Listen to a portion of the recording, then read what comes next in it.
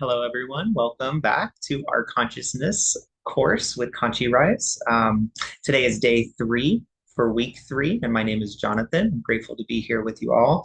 And today we're going to continue our discussion on daily routine and the Ayurvedic approach, the Dinacharya, to cultivating a daily routine that supports our spiritual path and developing consciousness. Today, I'd like to focus on the last main pillar of health, which is sleep. We've talked about the importance of food and diet, as well as the importance of cultivating a daily routine in our last 2 videos. And so today I want to touch on the importance of sleep, especially since it's an area that I think is neglected by many people, even on the spiritual path. Which is so important to determining our quality of life, the quality of our cognition, the ability for us to have clarity and to think intelligently. And of course, that influences how we are able to develop our consciousness and enliven our awareness.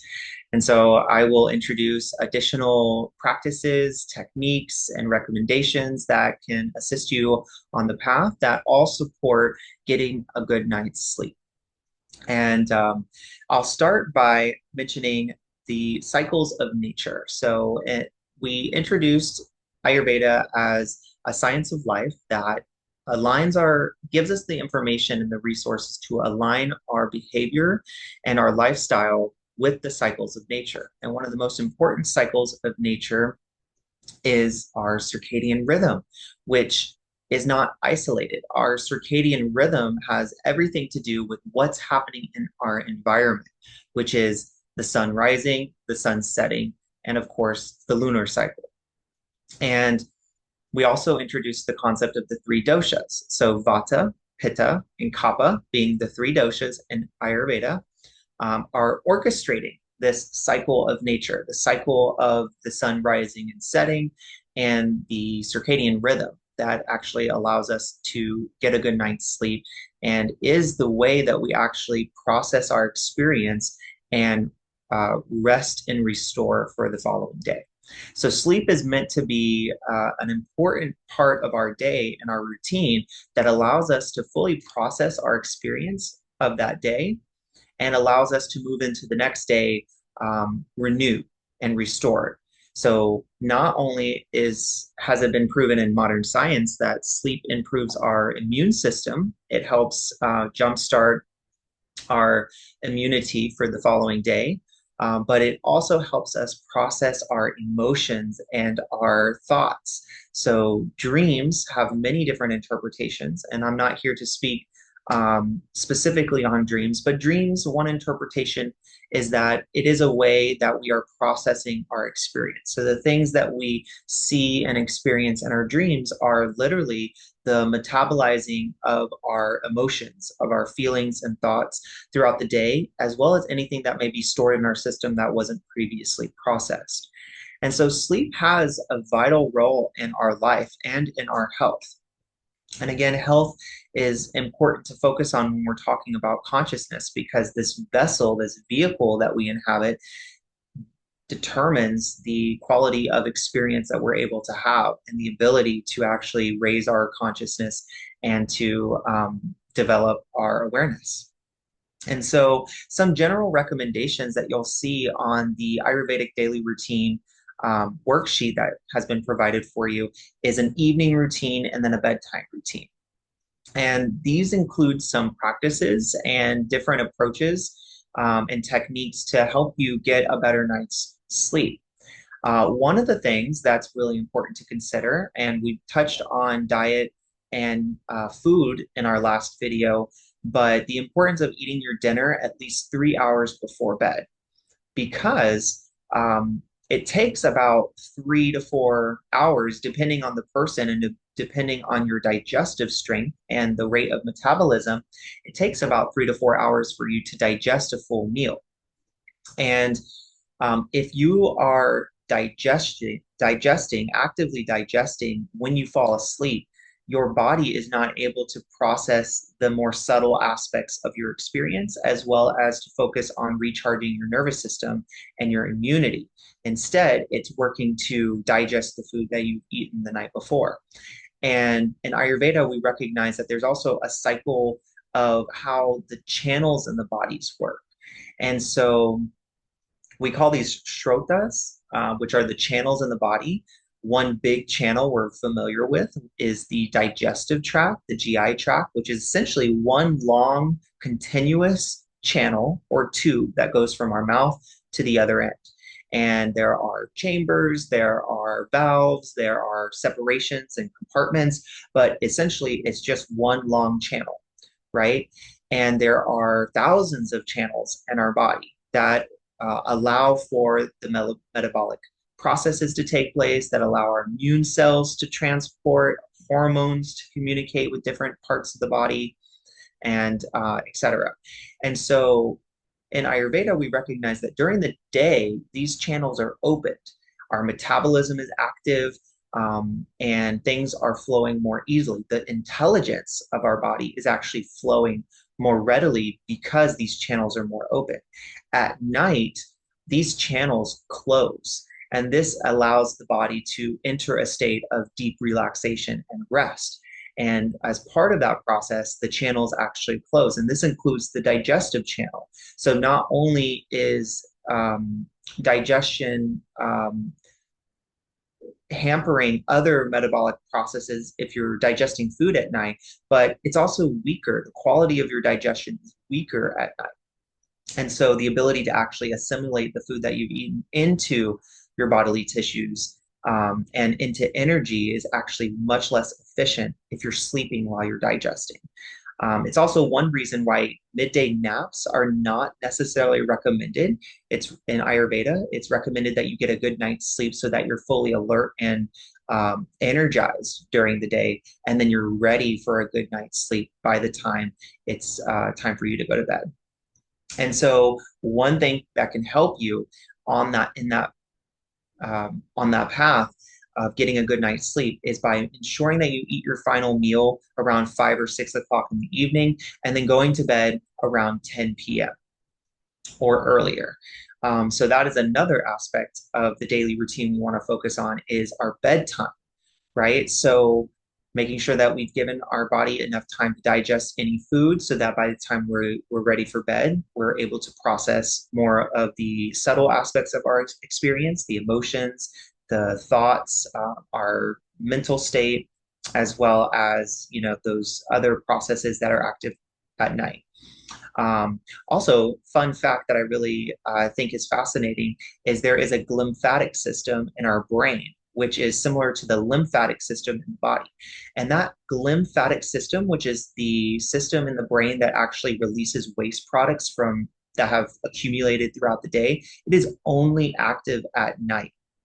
And so if you are not sleeping at the proper time at night, you're actually not getting the full benefit of your sleep because that glymphatic system is not able to function properly to adequately remove waste products from your brain, from all the daily processes that your brain is having to do through the day to help you function and move throughout the world, right? So among other things, not going to sleep at a proper time inhibits that glymphatic system and reduces the quality of your sleep. So the next day, you may feel groggy, less energized, and not even rested by the sleep that you got, even if you got a solid 8 hours of sleep. If that sleep was from 1 a.m. to 9 a.m., then the quality of your sleep was hampered by the cycles of nature that are in play. And so this brings into the conversation the doshas, right? So the three doshas are orchestrating the cycles of nature. And I won't get into the specifics of which doshas are orchestrating which time of days, but it's important to know that at different times of day there and different times of night, there is a predominant dosha that is active and orchestrating the natural functions of the universe at that time. And when we go to bed, if we go to bed by 10 o'clock, we are actually entering the pitta phase of night, which is 10 p.m. to 2 a.m., which is that dosha that's responsible for metabolism, transformation, and digestion. And when we talk about metabolism and digestion, we're not just talking about physical digestion, but metabolizing our emotions and metabolizing our thoughts and experiences from the previous day. And so that 10 p.m. to 2 a.m. time frame is crucial for us to get a good night's sleep.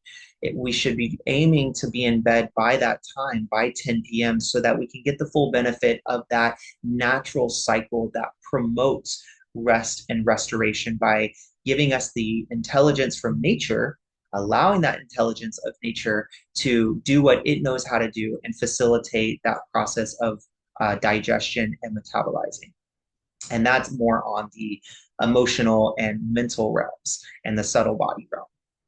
And so, also, ways that we can support our sleep are practices that help the body settle and help the mind calm down.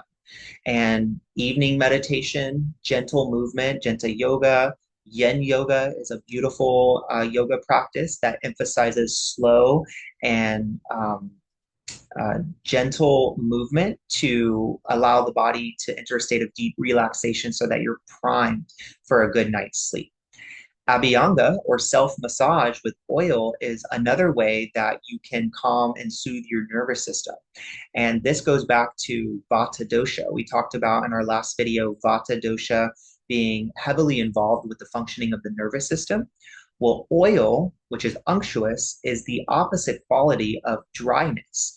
And so Vata, being inherently a dry, having the quality of dryness, applying oil to the skin is actually not only nourishing to the skin, to the tissue, but it also soothes the nervous system because it calms Vata in the skin and in the nervous system. And so Abhyanga is a wonderful practice to incorporate into your daily routine. It's just a self-massage. You can start at the top of your head, massage your scalp, massage your face, sides of the head, especially the ears. You can massage your neck, shoulders, arms, move down to your torso, the back, hips, and then down the legs. And massaging the bottoms of the feet is also really effective for calming the nervous system and soothing the mind. You can also incorporate essential oils in that practice, or you can just focus on aromatherapy itself. Aromatherapy is another realm of therapeutics that's actually utilizing the intelligence of plants to assist us on our journeys. And lavender is one of my favorite. It's really great if you apply lavender on the bottom of your feet. It can be very soothing and calming right before you go to bed. But there's all kinds of essential oils that you can use and research to assist you with emotional challenges. It can assist you with mental strain. There's even oils that are specific and oil blends that are specific for very different and specific issues you may be going through, whether it's needing more clarity or needing to feel more grounded in your experience. There's different essential oils that you can explore that can help you gain clarity, feel more grounded, more emotionally calm, to relax, and things like that. So aromatherapy is another wonderful sphere you can explore. Warm teas at night are really great too. There's a classic Ayurvedic beverage called golden milk, which is classically it's just turmeric and black pepper with warm milk. I like to use oat milk as an alternative to whole milk or cow's milk, but you can use any kind of milk that suits your preference and apply turmeric and black pepper. You can also include other spices. I like to add a little cardamom, a little cinnamon, and coriander, as well as turmeric and black pepper to create a nice spiced beverage. But this classical golden milk recipe is really nice at calming the system and preparing your body for a good night's sleep. Also important for cultivating a good night's sleep is turning off our devices and screens. And on the sheet, it says by 8:30, but you want to aim for at least an hour before bed because the blue light that emanates from television screens, from our phones, from iPads and other devices is actually very stimulating to the mind and will keep you up at night if you are viewing the screen, especially for long periods of time. So if you can give yourself a break, at least an hour before bed, read a nice book, listen to pleasant music, or any other gentle activities that you can do before bed that do not involve a TV screen or an electronic, you're doing yourself a service to enjoy a good night's sleep and actually get to sleep quicker. And so there's other recommendations here about the way that your bed faces. This has to do with another area of Ayurveda I won't go into, but it is generally recommended that your bed face east, like the head of your bed face east. And at the very least, if you don't have the ability to face east, have your bed facing any other direction but north, because it's said to be non-auspicious and can negatively influence your energy because of the laws of nature. And that's a very deep and specific science there, but I won't expand further. But these are just some general recommendations in terms of sleep. And of course, pranayama is another great tool and technique or practice to do before bed that can help prime you for a good night's sleep. And today I want to introduce a wonderful breathing technique called alternate nostril breathing. It's also called Nadi Shodhana, which Nadi refers to channels in the body, and then Shodhana means cleansing. So the technique actually means cleansing the channels. It also helps integrate the left and right hemispheres of the brain and is soothing and calming to the nervous system. So I'll demonstrate our pranayama today, alternate nostril breathing. And you can use your right hand. Generally, you can use the thumb and the ring finger to cover the right nostril and the left nostril, respectively. And you'll be alternating in this fashion. So to start, what you can do is take a nice inhale through both nostrils, cover your right nostril, and exhale out your left nostril. Then inhale through your left nostril for 3 to 4 seconds, and perhaps hold at the top before exhaling out the right nostril for 3 to 4 seconds. Inhale again through the right nostril for 3 to 4 seconds. Hold at the top briefly, and then exhale out the left nostril for 3 to 4 seconds. And that completes one round. And inhale again through the left nostril, hold for a moment, exhale out the right nostril.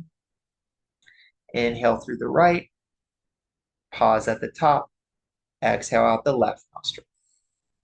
And you keep cycling through, alternating nostrils. And 5 minutes of alternate nostril breathing, either to start your day or to end your day, can be a really helpful technique for calming the mind, settling the nervous system, and ensuring that you're able to get a good night's sleep. So I hope you found some of this information helpful and prioritize your sleep because it is so important. I look forward to seeing you in our next video. Take good care.